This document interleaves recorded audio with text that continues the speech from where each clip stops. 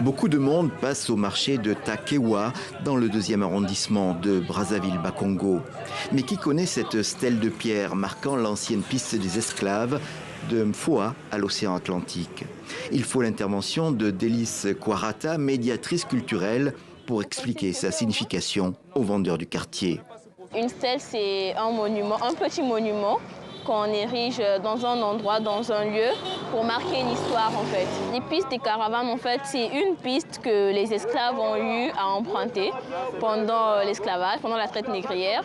C'est aussi un chemin que les Européens ont utilisé pour faire passer la marchandise. Ils commençaient depuis le fleuve Congo et ils exportaient ça vers Pointe-Noire, autrement appelé Luango avant. Je remercie cette dame-là parce qu'elle m'a appris quelque chose. J'ai compris que c'est vrai qu'il y a des stèles qui existent dans notre pays. Il y a beaucoup de choses qui se font chez nous que nous, les Congolais, ignorons. Beaucoup de Brazzavillois connaissent mal l'histoire et la valeur des sites historiques de leur ville. D'où le lancement de ces itinéraires du patrimoine. Ils proposent des promenades culturelles guidées, avec des arrêts comme la fresque de l'Afrique, parfois appelée « Le peuple parle au peuple ».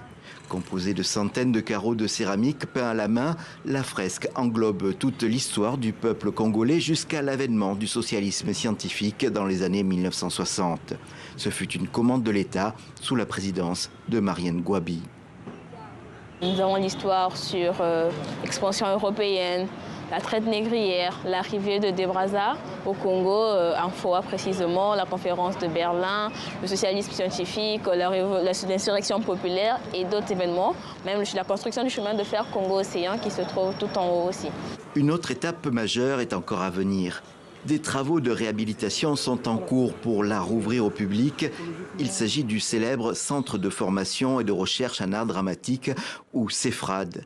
Après l'indépendance, toute la jeunesse a pu s'y former ou découvrir le théâtre. C'est un bâtiment qui va rappeler beaucoup de souvenirs à des personnes de ma génération et des anciens qui effectivement, ont vécu, ont vibré au rythme des spectacles qui se passaient ici au CEFRAD. Pour moi qui suis déjà de mon âge, je crois que c'est un bâtiment générationnel dans le sens où nous, quand nous étions à l'école primaire, nous avons grandi avec ce bâtiment-là, puisque tout ce qui était théâtre, tout ce qui était spectacle, on venait au niveau du CEFRAD. Donc du coup, aujourd'hui, pour moi, c'est un honneur de participer à la réhabilitation, à la rénovation en fait de ce bâtiment.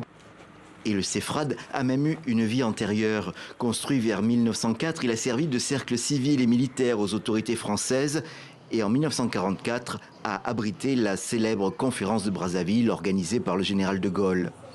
Mais la jeune génération a-t-elle conscience d'une telle richesse? D'où la nécessité de multiplier les visites pour que les Congolais se réapproprient leur histoire.